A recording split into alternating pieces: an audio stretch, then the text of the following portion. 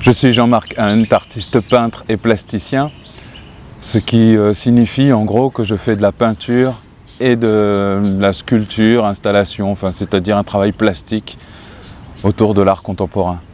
Ma peinture, elle est très axée sur le travail en série, donc je me définirais comme une espèce de serial painter qui utilise des codes, l'actualité, l'histoire d'aujourd'hui pour interpréter des choses qui me sont propres et qui soient subversives. Mon travail plastique, lui, il est, comme je disais, axé sur l'accumulation et le détournement. Donc j'utilise des matériaux qui peuvent être aussi bien des objets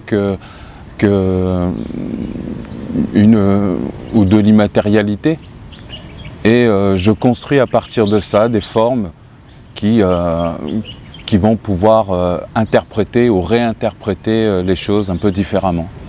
C'est la toute première fois que je foule le sol africain et je voulais me débarrasser de toutes mes idées au préalable qui pourraient être erronées ou ces choses-là. Donc j'ai tenu à arriver je veux dire sainement, innocemment dans cette résidence et de venir en tant que contemplateur en premier temps. Et de cette contemplation, j'allais pouvoir forer l'histoire, découvrir des choses, approfondir mes connaissances et pouvoir peut-être entretenir un dialogue qui m'amènerait à une réactivité immédiate. Et donc c'est comme ça que j'ai entrepris cette résidence qui a donc débuté pour moi dès l'aéroport. Hein. Voilà, ce tumulte, cette vibration qu'il peut y avoir lorsqu'on arrive dans un pays et qui là est particulièrement singulière. Le second volet a été cette visite à Gorée, voilà, qui est empreint d'histoire, empreint d'émotions, qui est en même temps très attachant parce que les gens qui y vivent vous accueillent de façon, je vais dire, très simple et très familière. Et donc je me suis pris au jeu et c'est là que mon travail plastique a commencé. Donc j'ai rencontré un artiste qui faisait un travail que je trouvais dans ses coloris très proches de mon propre travail, sauf que lui il collait du tissu wax, du wax hollandais sur de la toile, simplement. Donc il déchirait, il découpait ces tissus fragmentés et il les recollait, il recomposait sur une toile un wax. Et je lui ai donc demandé si je pouvais intervenir sur son travail, donc lui acheter son travail à la base, puis intervenir sur son travail. Et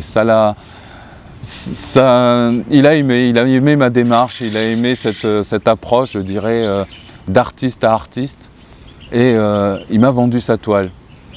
Et donc mon travail a commencé là. Qu'est-ce que j'allais faire de cette toile, comment j'allais ensuite intervenir dessus, tout ça était encore abstrait. Et puis au fil des rencontres, des discussions, des échanges que j'ai pu avoir avec les artistes, et notamment quelques historiens, j'en suis venu au kauri. Le kauri qui est un coquillage qui, durant la traite, servait de monnaie d'échange. Et qui aussi est utilisé traditionnellement et culturellement en Afrique pour différents rites jusqu'à l'artisanat. Et ce kauri, j'avais envie de l'utiliser d'une manière symbolique et de pouvoir peut-être même réinterpréter, symboliser, dessiner avec ce kauri. Donc j'ai rencontré un autre artisan, un artisan qui m'a vraiment mis à l'aise et qui m'a conçu en fait environ une trentaine de mètres tout attachés de Cory. Voilà, il les a marrés, il les a ligotés ensemble et symboliquement je retrouvais cette chaîne humaine qu'il y avait durant l'esclavage. De ce fil de Cory, j'ai commencé à chercher des formes sur la toile que j'avais achetée à l'artiste de Gorée. Voilà. Et donc mon travail est axé là-dessus et il évolue au fur et à mesure que j'entretiens ce rapport plastique avec lui.